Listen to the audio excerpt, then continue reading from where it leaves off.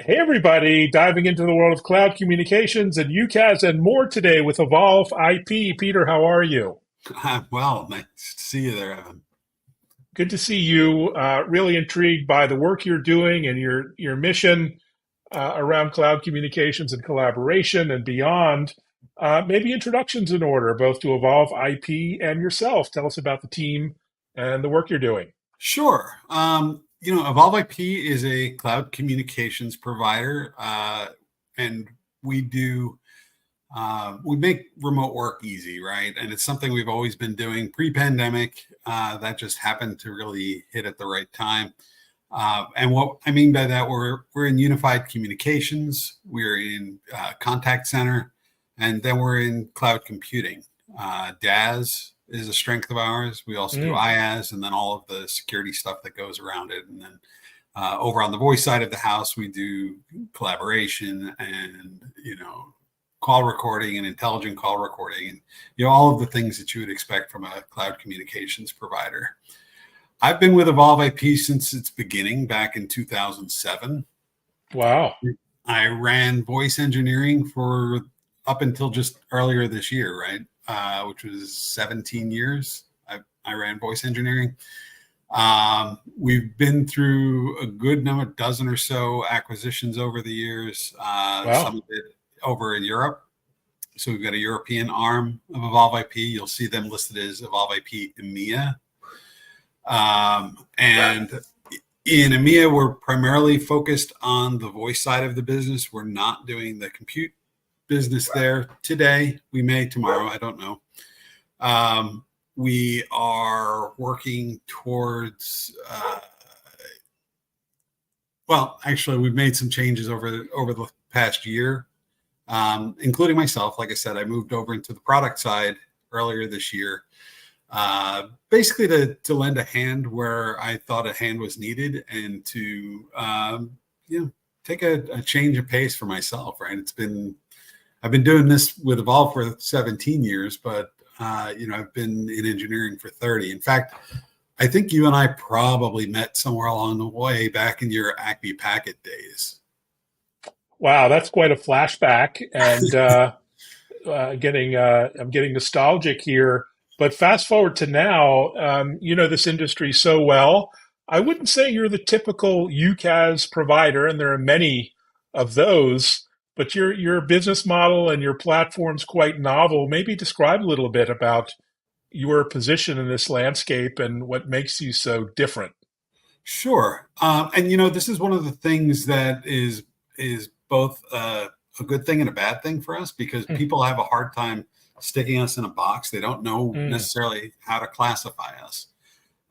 And where that's a good thing is it's a differentiator, right? And what I mean by that is we can go in and help people with their communications needs on the UC side, or whatever, or we can talk to them about their compute needs and helping them to secure their environment. And I'll come back to that a little bit later. But what really makes us different is, particularly when you compare us against the other compute like DAS providers, um, we've got a real strength in voice, right? And that is a little bit of a differentiator. Most of them will be able to do some sort of a voice overlay, right? Maybe they can run the apps. Maybe they figured out how to do the real time audio and video well. Right? It takes some work to optimize that. We've got that pretty well nailed. And being able to have that conversation, where it helps us as a company is being able to start the conversation very broadly and understand where the customer's needs may come from, and begin to tailor a solution. And it may be in compute, or it may be on the voice side of the house, it might be contact center, right? Wherever their needs might be, I think we've got a pretty good handle on how to help. It's rare that somebody is in the buying cycle for all three things at the same time. mm. So it helps us in that way, right? It gets our foot in the door from a couple of different perspectives. But we're in it to try and help solve issues that people are having. I mentioned earlier about helping people secure their environment. Obviously, top of mind for most companies these days. And while we won't consider ourselves a security company, nor do the products, like DAS by itself is not a security solution, but it does help them manage and secure their environment and makes it a little easier to manage that way.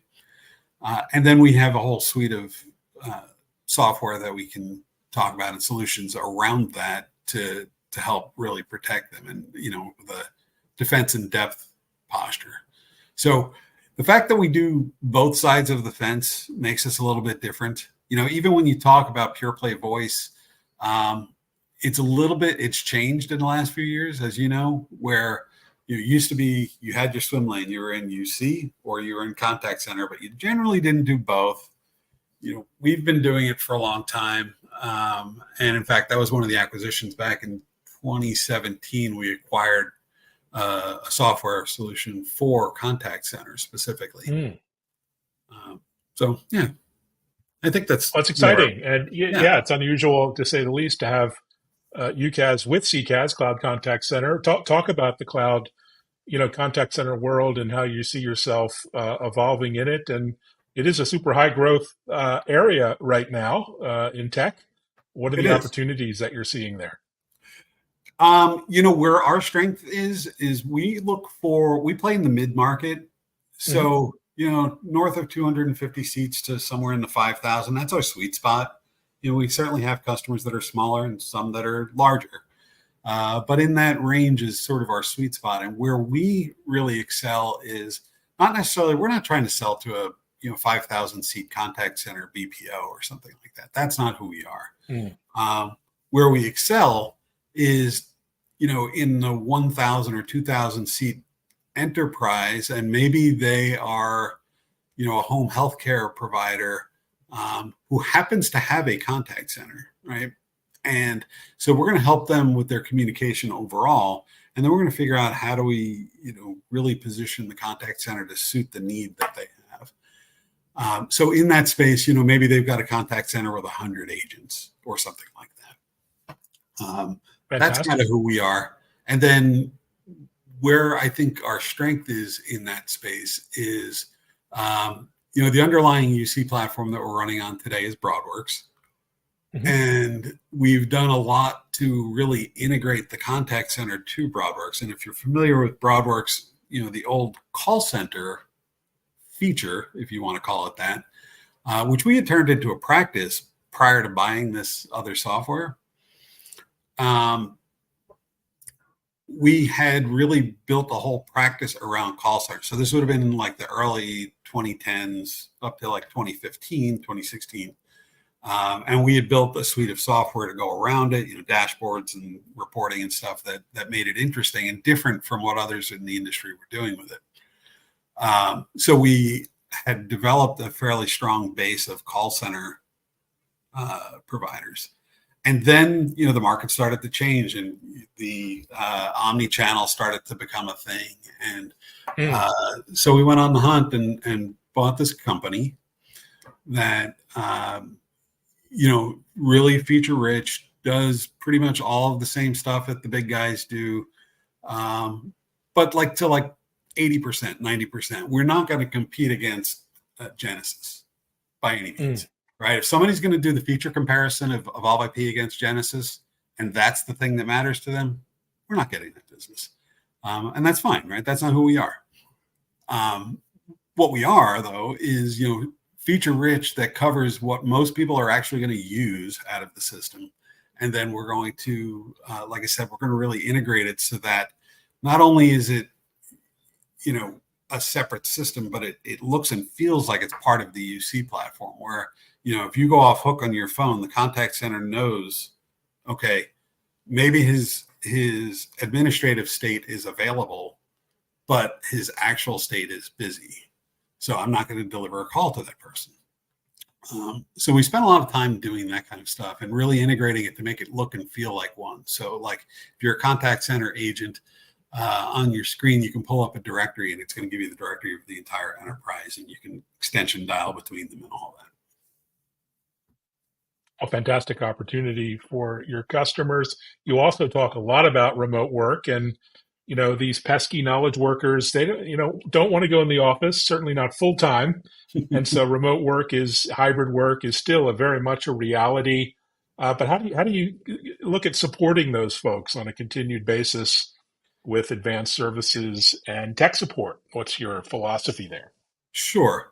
Um, Let me start with the tech support first, which is we generally will work with the IT staff of whatever company we're dealing with. And again, being in the mid market, they generally are going to have some amount of IT staff. So we're not taking direct end user calls. We're working Mm, with through their IT staff, um, which I think helps in both cases. mm, When it comes to the remote work and hybrid work and so forth, a couple of things have helped to a degree. In even like the early pandemic, everybody goes home. Luckily, we were already on the Teams bandwagon. It was a product that we sold. We had a good customer base on it. We are Teams users ourselves. So moving people home was an easy thing to do. But you still had an awful lot of people who hadn't made that leap to some sort of a UC or some sort of a collab choice. And so, moving them home, it was okay, take your phone home and we're going to help you get through the bumps of trying to get a phone turned up at your house. Because as you know, like home routers and sometimes do weird things with SIP. mm, But the collab side of it has changed the world from that perspective. DAS similarly, right? Where my desktop is wherever I go. In fact, I've got a story from a couple of years ago. It was Christmas Day. I was at my mom's, and she's in New York. I'm from Pennsylvania, and I get a call. Somebody needs help with something. Okay. Well, I didn't bring my laptop along. It was Christmas Day. I didn't think to. Um, so I just logged onto mom's really old, really clunky PC, was able to open up my DAS. My environment was exactly the way I left it, and I was able to solve the issue. Now that was with a browser. I generally work with a client installed. It's a little bit easier of a experience. But generally speaking, in a DAS environment, you can connect from whatever machine you were on. Like earlier today, I was on my home PC. Now I'm on a mm. laptop for this call. And same thing, right? I just closed the window over there. I opened it over here, and everything was where it was. And being able to do that either from your house and then do it from work and so forth, what that enables is a couple of things. One is, again, the IT staff, it simplifies their management of their overall environment, for one, right? Because now they're not managing, let's say you got 200 users. They're not managing 200 endpoints out in the field. Now Mm, they're really doing it from the core of the network, which means that their security posture and all of the things that go with it are the same.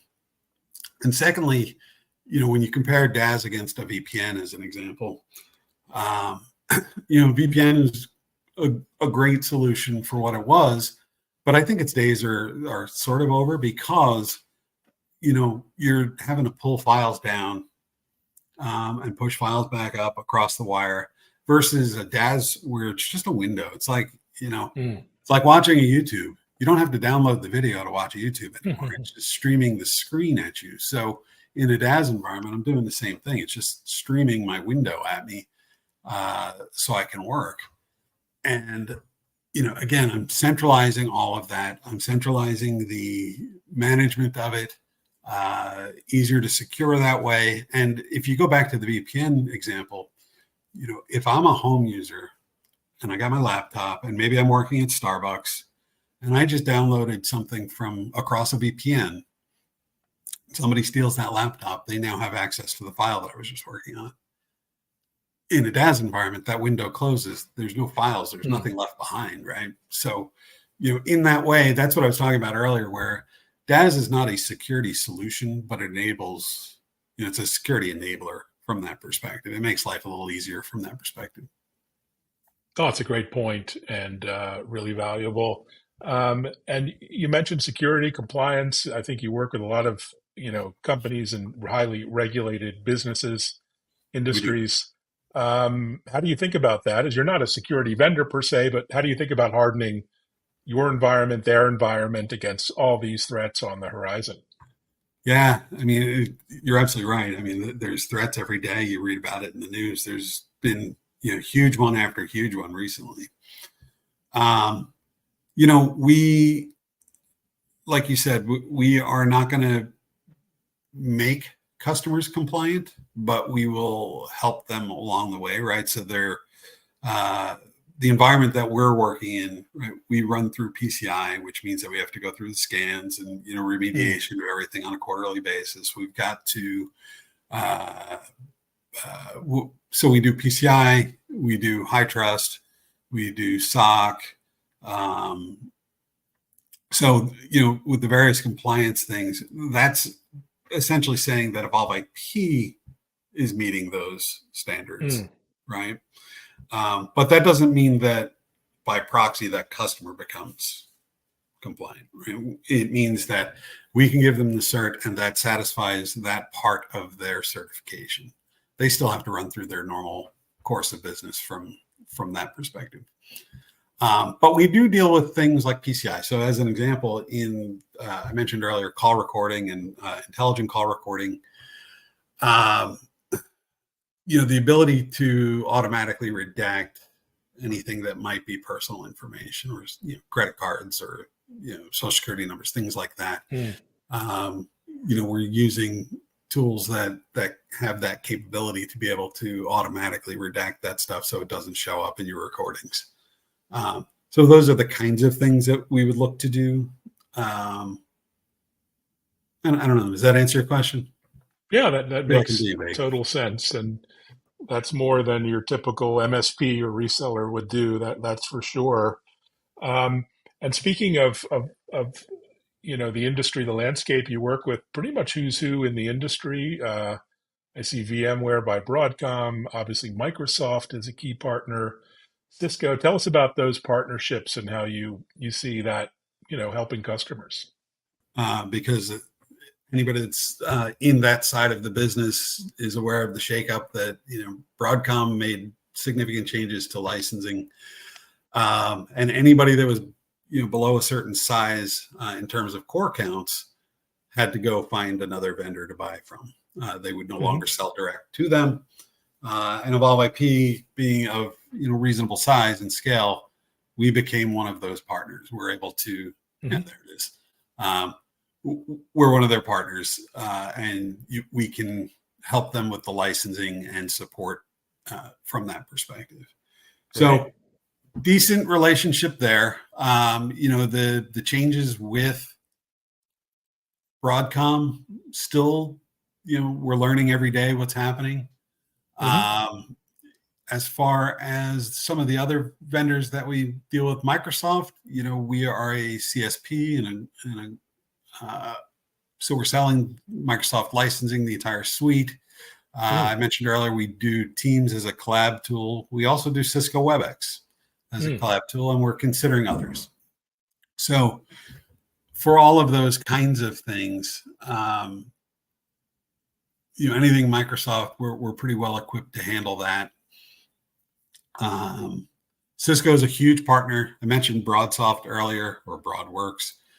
Used to be a BroadSoft owned property. Cisco acquired BroadSoft. So,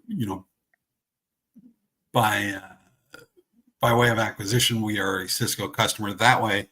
But we also do an awful lot on the Cisco hardware side. So most of uh, our DAS infrastructure, and certainly our routing and switching infrastructure, but also on the server side, a lot of that is Cisco based, super high performance stuff. Interesting. Um, Well, you have a lot of arrows in your quiver, as it Indeed. were, to help customers. And how do you think about integration or systems integration with customer systems or legacy systems? as that can get pretty hairy when it comes to technical debt. Well, as an engineering leader, I guess with your that hat on, how do you integrate with all that existing IT, or is it simpler than it used to be? Well, I mean, I would maybe it's simpler. I'd never call it simple. Mm, But if we're having those kinds of conversations around tech debt, we're thinking about it probably in the compute side of the house, right? Maybe they've got some old hardware. Maybe they're trying to get out of managing their own.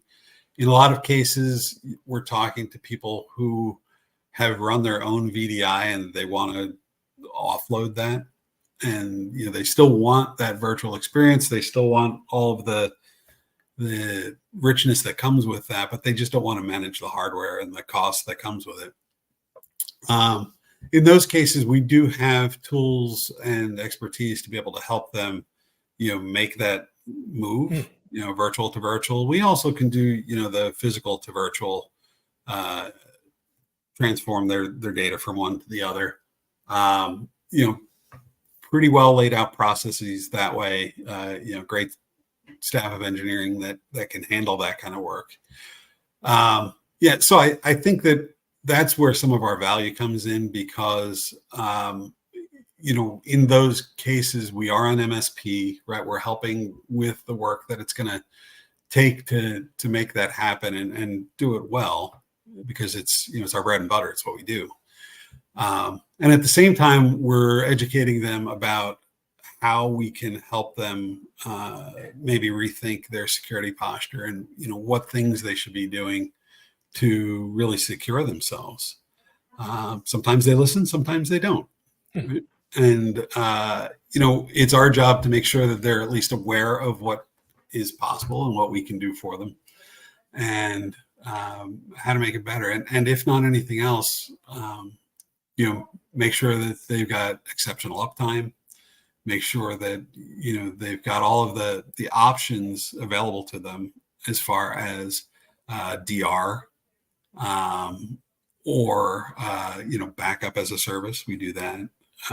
So we're trying to make it. And in fact, one of our sales engineers, brilliant guy, Kevin, um, he has this saying, and I'm sure I'm going to butcher it, but he says, if you can prevent an incident, prevent it.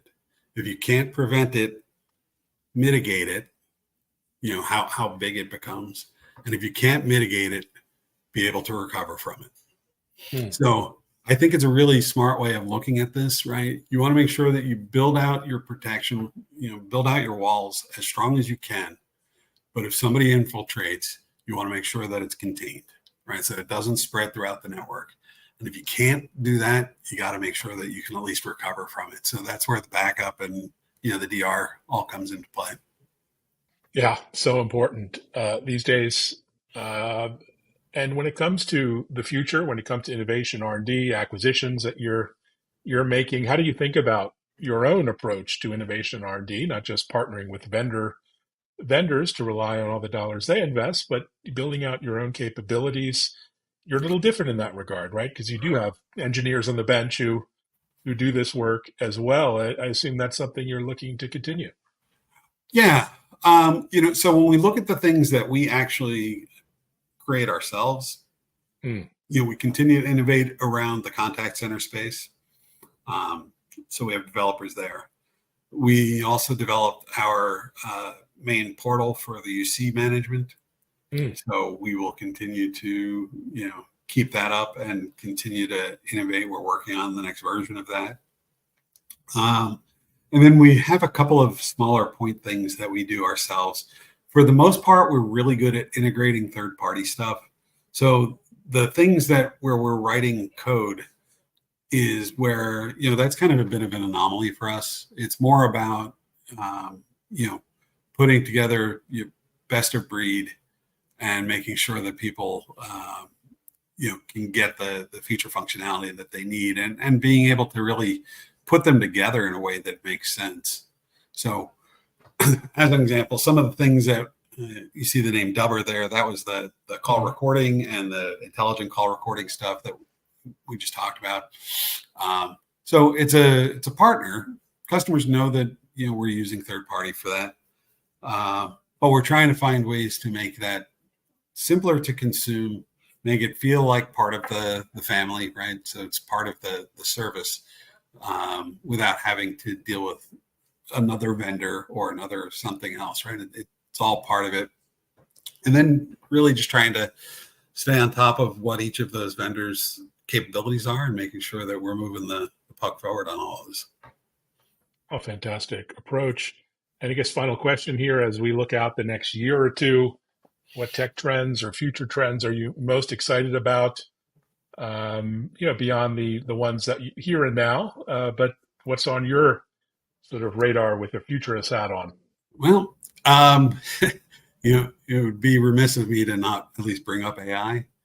Uh, and AI means a lot of things to a lot of different people, and so we're still wrestling with where does this play for our customers, right? Where do they want us to go with it? Mm, It has a logical place in the contact center, and we're not there today, but we're pretty darn close, and we're moving in that direction.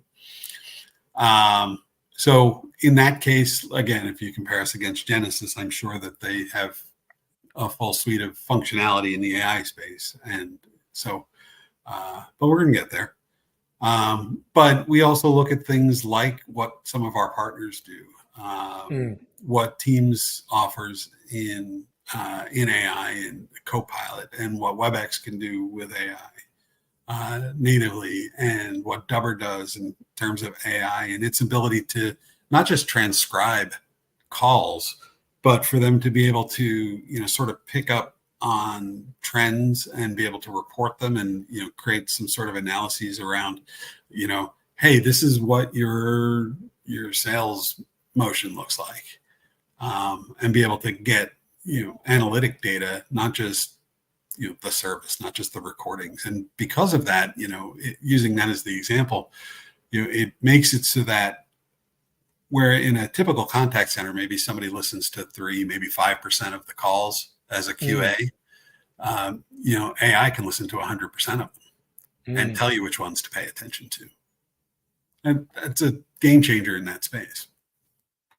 Yeah, so many opportunities. The future looks so bright. Well, thanks so much, Peter, for just sharing a little bit behind the curtain and incredible work you're doing and a peek into where you're headed in the future. Really insightful and nice to catch up. And hope to see you at one of the many industry events coming up this fall and beyond. Enterprise Connect, all the usual ones. Thanks so much. Yeah. Thank you, Evan. And thanks so much, everyone, for watching. Reach out, follow Evolve IP. They're doing some great work in this space. Take care. Have a great 4th of July.